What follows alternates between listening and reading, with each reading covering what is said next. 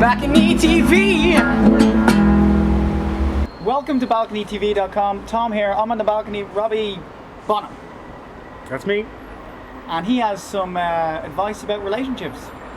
So just take this advice to heart, guys, because it'll do you well in later life. I know I don't look like the kind of guy that knows much about women, but believe it or not, I do actually have a girlfriend. Nothing wrong with her. She's gorgeous, she's blonde, she's 19. I know 19's a little bit young, but you know, I just fancied a fling with someone much younger one day. I didn't think anything would come of it. Here we are, still together after 5 years.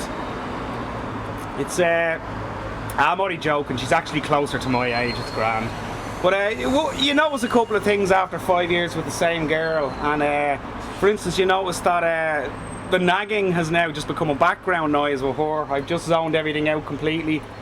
She has to come up with more inventive nags for them to penetrate my nag force field. You know, she started nagging me about weird stuff lately. She nags me about stuff I refuse to use. You know, like dental floss and toothpaste and soap and the right hole. You know, but you just got to zone all that stuff out. I've also noticed that relationships are a full-time job as well. They're actually exactly like a full-time job. Well, apart from the fact you're drunk for the interview, but otherwise, you know. And it got me thinking, wouldn't it be great if relationships were more like a full-time job? Wouldn't it be great, for instance, in a relationship if you could hand in 2 weeks' notice whenever you wanted? No fuss. Do you know what I mean? Just go up to her and go, listen, babe, finishing up with you Friday week. Well, I'm starting with a new girl on the Monday, so much better offer, I couldn't refuse. Sorry about that. You know, you'll have to forgive me, myself and my girlfriend. We're actually going through a rough patch at the moment. We're going through a very messy engagement. And I mean, it was a mutual decision to get engaged. You know, neither of us is the bad guy here. But it's just kind of hard, you know, when you're moving all your crap around to our new flat and you try and pick a day when you know she'd be out, so you don't have to get into any awkward conversations. It's hard going, but there you go. There's kind of an innate difference between guys and girls, I've noticed. Like, with a lot of women, what's going on in the back of their mind is basically a kind of a subconscious need to have kids and to raise kids with their own beliefs, you know, and settle down and find a nice guy who's got a good steady income, you know. And kind of what's mostly going on in the back of a guy's head is just this vague notion that one day he'd be recognised as the chosen one.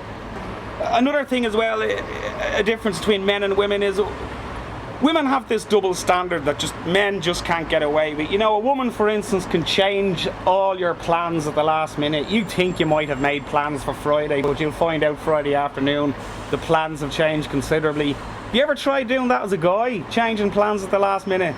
Women don't take too kindly to that at all. They start crying then, saying, oh, the church is booked and all our friends are coming from abroad, you know.